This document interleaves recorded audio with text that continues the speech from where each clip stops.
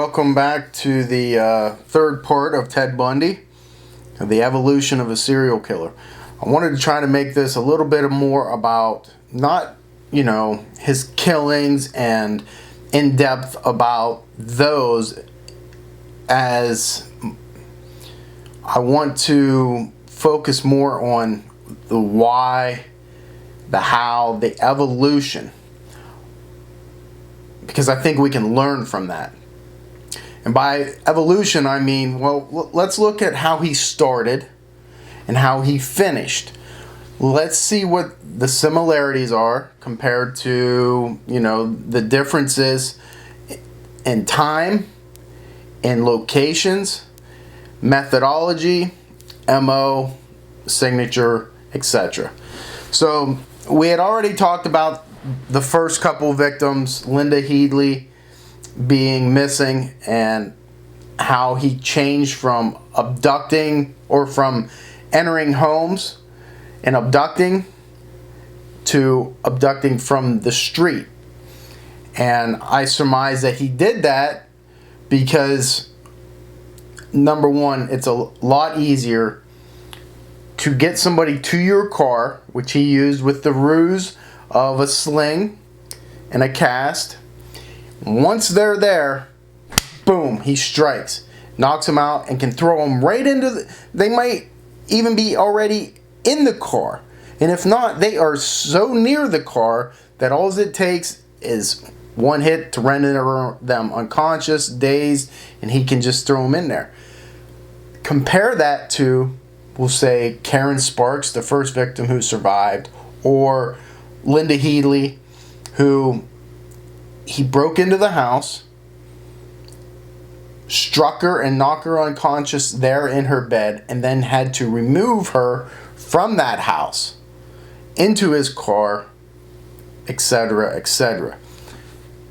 So difficult, so risky, so physically exerting to carry dead weight, compared to just throwing them right in your car right there. That's why I think his MO changed. And that's what we're talking about. So now we're on his fifth. I'm going to talk about his fifth, sixth, and seventh victim today.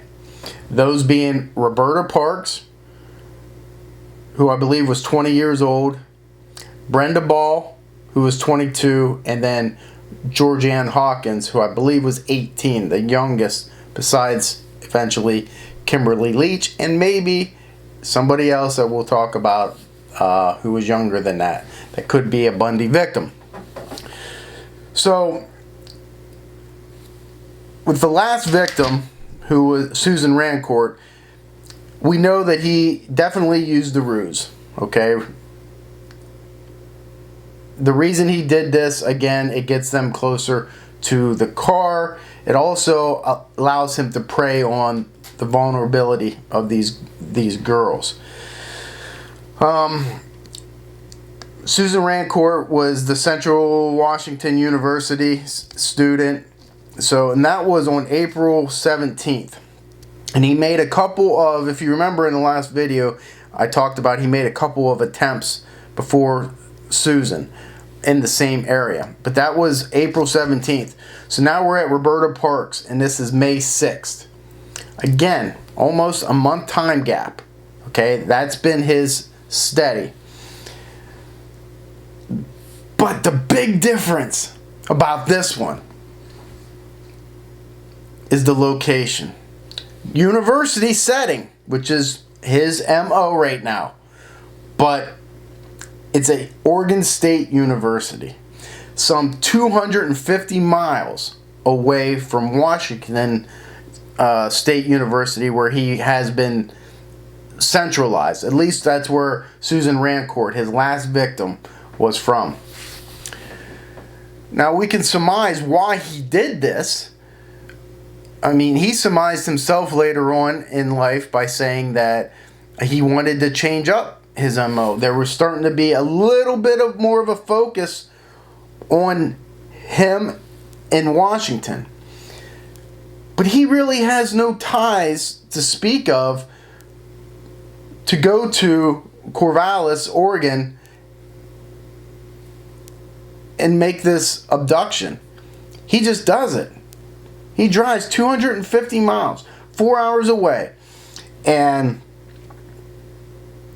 he abducts her. Now, how does he do this? Well, again, with a lot of victims of Bundy's, we don't know for sure. We can rely on some eyewitnesses, and then we can rely on his accounts later on in life when he was trying to spare himself the death penalty, or not the death penalty, but the actual electrocution in the electric chair. As it got closer and closer, he began to confess more and more. I'll get into a whole video about those confessions and his final days and what I think, whether he was telling the truth or not. But in this case, Roberta Parks, again, like all of his other victims, very attractive. Now, we got into about what's attractive to one person may or may not be attractive to another. But I think most people will agree on attractiveness, physical attractiveness. And if we look at the pictures, right now of Roberta Parks, but other victims of Bundy, to me, they were all attractive. That leads, obviously, to a sexually motivated crime. Not always. But when you tie it all together, I think you can start saying that. Whoever this offender is, of course, we know it now as Ted Bundy. But back then, yeah, they look similar.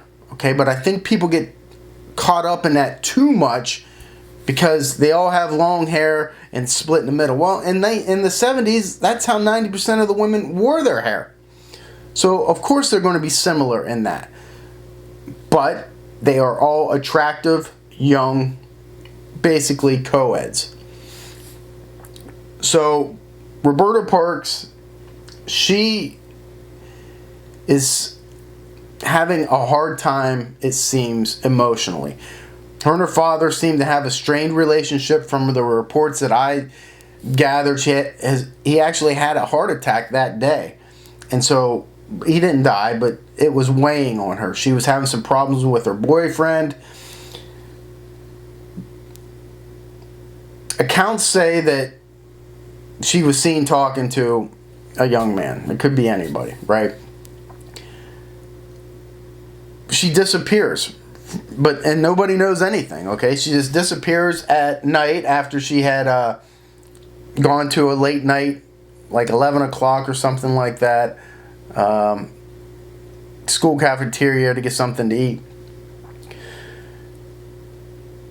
Her skull is recovered later at Taylor Mountain, along with a lot of the other remains, or at least skulls. Now, there's no reason here, right off the bat, to link this to any of the other cases, right? It's not in the location. It's 4 hours away from where all these other girls are getting abducted and, are missing from. So, we don't know anything else than that. All we know is what Bundy told us. And what he said was, and he did all this speaking in the third person. Now, I talked about why he did that. He didn't want to implicate himself in the crimes, and so he would talk in a third person and speculate what may have happened. Well, now, we can take that as, yes, this is what happened, but you got to look at minimization in his confessions. He can say whatever he wants in these confessions. It can all be true. There could be parts that are true. It may be complete falsehood. And again, that's the misery of it. We don't know. But in this case, it seems what he says is that he came across Parks in the cafeteria, and that matches what witnesses say that she was doing. He said that she was drunk, and he offered, maybe she should come with him to get a bite to eat. Now, the part about that I find a little ironic is she's already in the cafeteria, right? She can't get a bite to eat there. But he says, well, maybe, I asked her to go to a local bar with me. Anything further than that, she would become suspicious of. Apparently, she agreed. He took her to a remote location. He sexually assaulted her. But then he takes the unique step of driving her alive, abducted, all the way back to Taylor Mountain, all the way back to Seattle, Washington, 4 hours away, where he arrives around 4:30 in the morning, and he rapes her again, and then he kills her. Now, I would find this completely ludicrous if they had not found her skull on Taylor Mountain. That just goes to show how not everything is as it seems. Who would think that somebody would drive 4 hours with either or, an abducted girl tied up in the back seat with a blanket thrown over her, and risk being caught driving in that distance? Vice versa, a dead person in the car for all those miles. Conventional wisdom tells you that no, that just doesn't make sense. But serial killing, murder, sometimes just doesn't make sense. Investigators sometimes try to make it fit the way they want it to fit. In their mind, it can't happen. Well, Bundy proves that it can happen that way. And in fact, it did. Now, what we don't know is whether Parks was alive, right? We don't know that. We don't know whether she was alive during that drive from Corvallis, Oregon to Taylor Mountain. We don't know. He says that she was. What do I believe? I can't make a guess. It seems to me Bundy would not have a reason to lie about whether she was alive or dead, other than his arrogance. But that doesn't play in, because he could be arrogant and taunting police and saying, well, you know what? I drove her 4 hours all the way to Taylor Mountain before I killed her. Or I drove her all the way to Taylor Mountain and she was dead in the backseat of my car and you guys didn't catch me. So that doesn't play into it, I don't think. So I think he probably was telling the truth. But again, the big question here is why? Why do you do that? Now, I would surmise, and the only thing that I can surmise, is that, one, he felt comfortable at that Taylor Mountain location.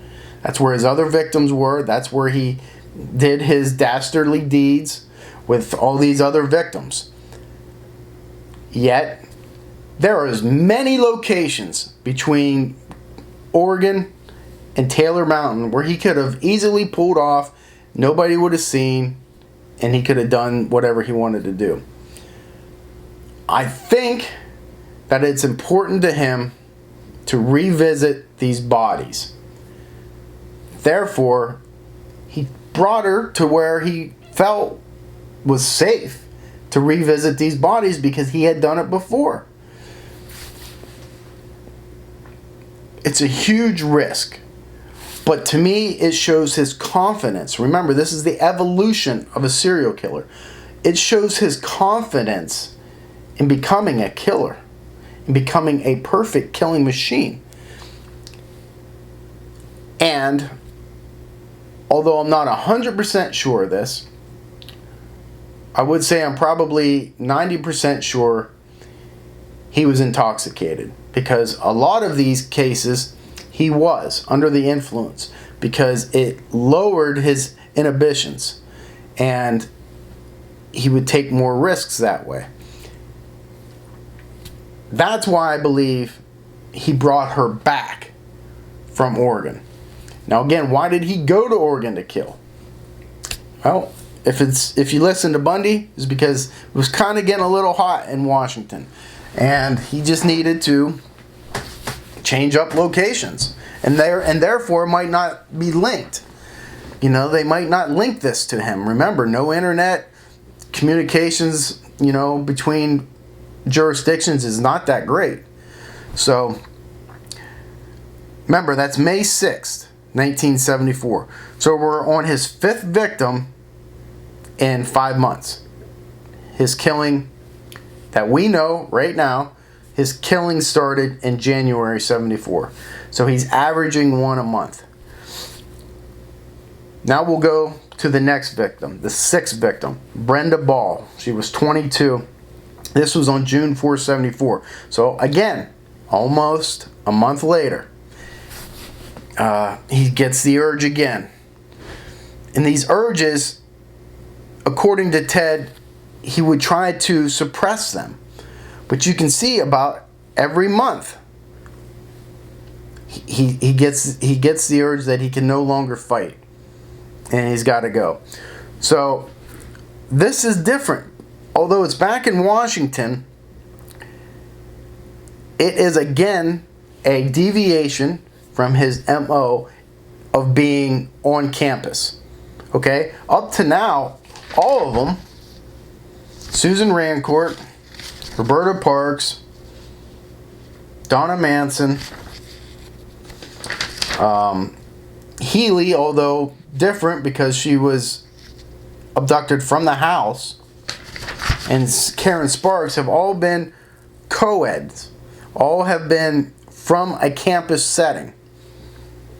Brenda Ball is different. This abduction takes place at the Flame Tavern. So it's a bar. Witnesses say she's trying to get a ride home. She was there drinking. A friend said no, he was going a different way. She said she was going to hitchhike home. Bundy later says, I picked her up hitchhiking. But what he says he does, I don't know if I believe. This is one of the ones where I'm not sure. Although there is some elements to make me believe that he's telling the truth. He says he picks Brenda Ball up hitchhiking. Her skull is also recovered from Taylor Mountain. Again, big time dumping ground for Bundy. But again, the change in the MO. Now he's picking up a hitchhiker. He tells her, hey, there's a party at my house. You know, it's not far from here. You want to go? According to Bundy, she says yes. They get in the car. They drive to the house. There's no party. She becomes a little bit concerned, but not enough to warrant her running away. She willingly goes into his house with him. He says they continue to drink and they have consensual sex. This consensual sex does not quench his desires, and he ends up strangling Brenda Ball as she sleeps. However, when her skull is found, it's caved in. If he strangles her in her sleep, why must he cave in her skull? If she went with him willingly, why cave in her skull? So there's some contradiction there. And I sit back and try to think, well, why would Bundy lie about this one? And I don't know why.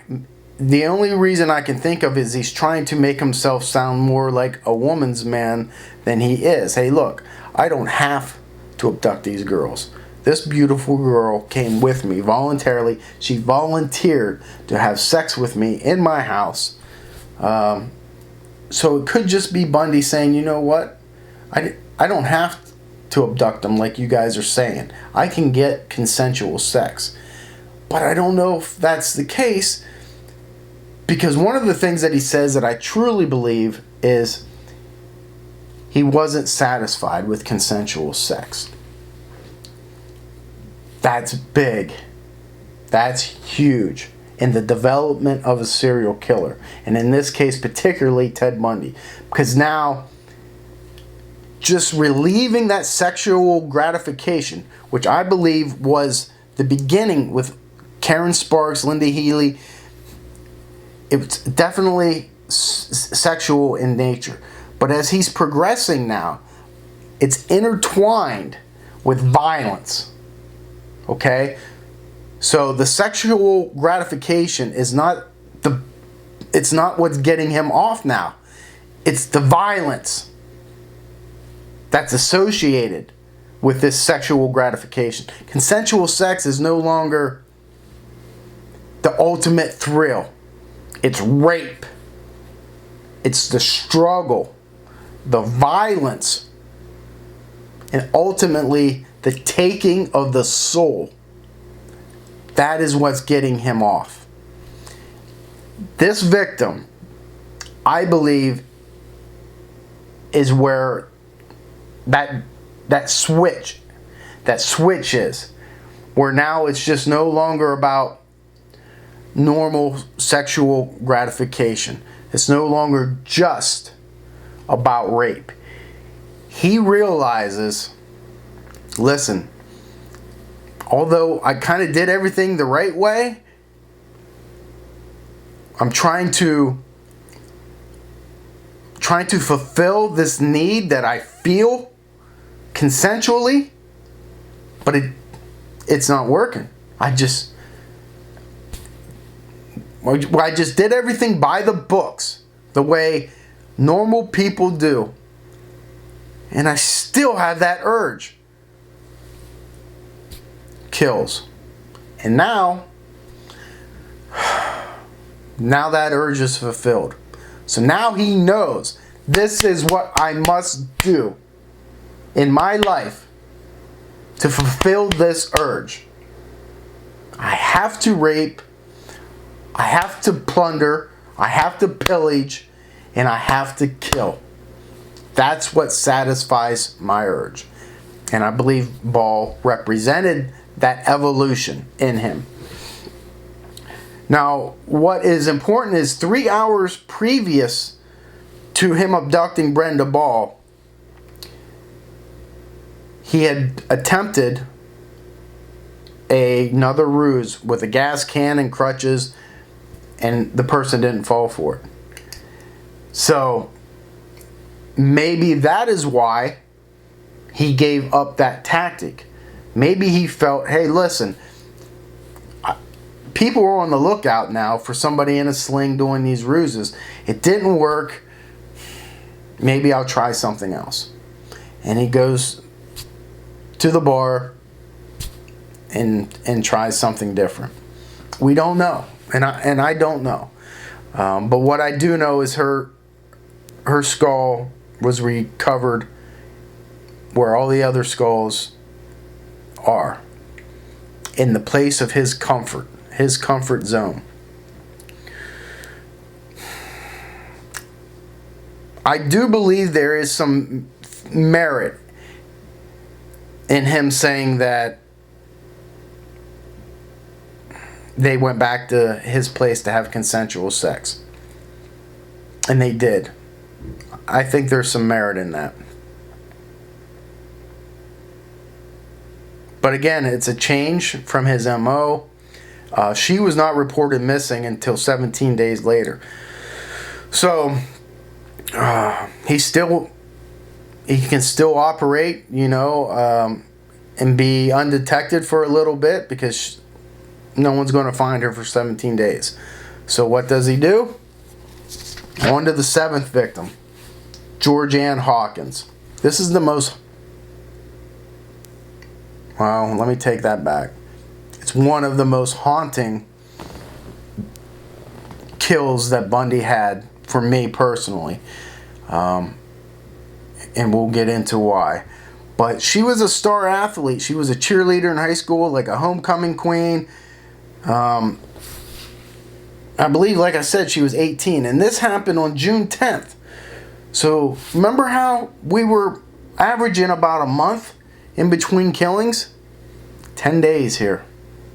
10 days. Okay? The intervals are becoming shorter because those urges are becoming more and more frequent. He no longer is trying to suppress those urges. Okay? He realizes now that consensual sex is not going to fulfill these urges. So, 10 days. Georgann is a sorority sister. She was at a party with another one of her sorority sisters. She has a Spanish test exam in the morning. She leaves the party around 12:30.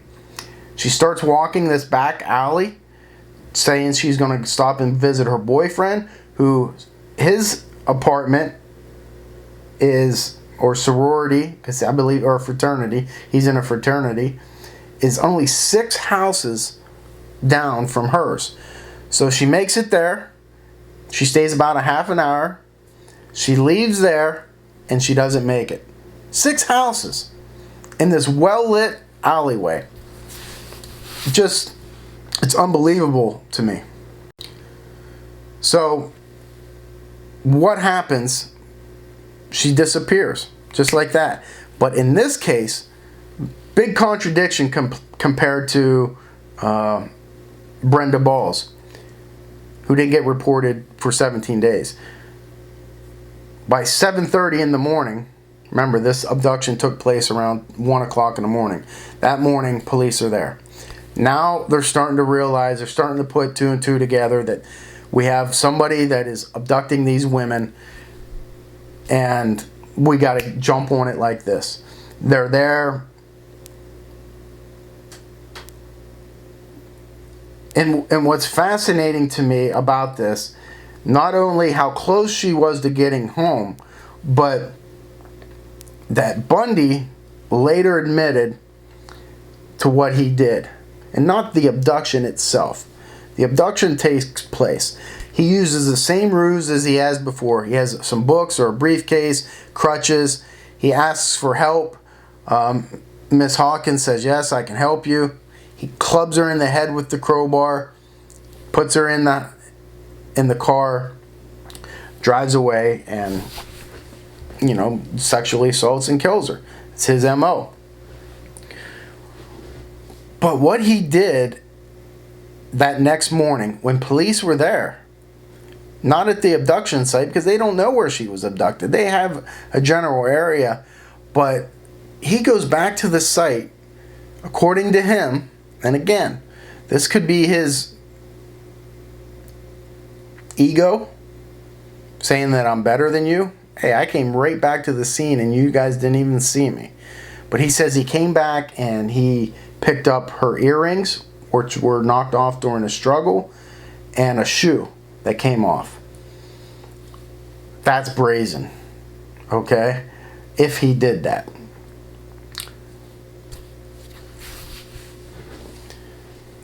But when I say that the things are haunting, 2 things, which really solidifies to me he was telling the truth about this murder, is he says while driving her to the location where he was going to sexually assault and kill her, she came to.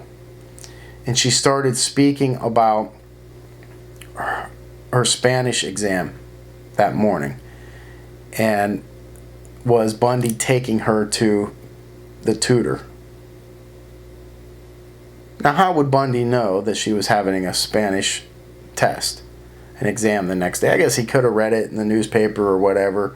But to me, it was very real and chilling, because then he knocked her out again. He hit her with the crowbar again. Very, very disturbing.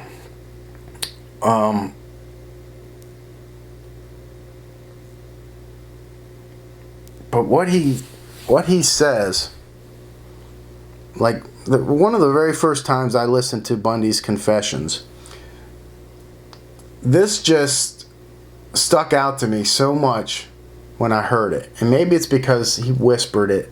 I believe it was to Bob Keppel. And I'll let you listen to it right here. Can you hear that? I can hear it, yeah. Okay.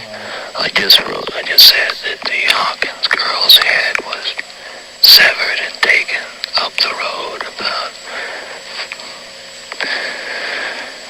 25 to 50 yards and buried in a location about 10 yards west of the road on a rocky hillside. See what I mean? That's just so haunting. I severed the Hawkins girl's head. And though just the way he said it was very chilling to me. But remember, police still don't know that Brenda Ball is missing. They won't know that for 7 more days. But this case, the Hawkins, I think really got the ball. I use ball. It's like a pun from Brenda. But definitely I don't mean that. It got things rolling. Police now know, hey, we have a madman on the loose, and we have to start putting this stuff together and coordinating with other jurisdictions, and they do that.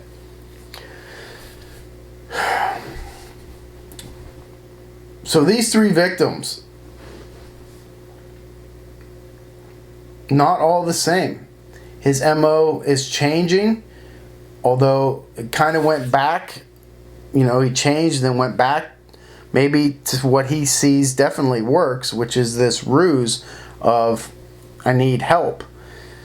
He is going to keep going back to this ruse because it works. He's going to keep going back to Taylor Mountain because he's comfortable there. It works. Police have got to put this together, and I believe they're starting to. And we'll see as we go forward in the next couple of victims and see what he does. How does he change? What's his MO and what's he say about it? And keep going forward. You know, as always, hearts out to the victims' families, you know, that are still around. Horrible, disgusting things that Ted Bundy did. I mean, obviously he decapitated Hawkins. He decapitated Roberta Parks. I'm not sure if he did Brenda Ball or not. But her skull was recovered up there, and I'm not sure if any of the other bones were, which would mean that she was probably decapitated too. And, you know, with the skull fracture with Ball, contradicts what he says, that he strangled her in her sleep. That has me a little bit confused. A skull fracture like that cannot come from predatory animals. It's too familiar with all the other victims. So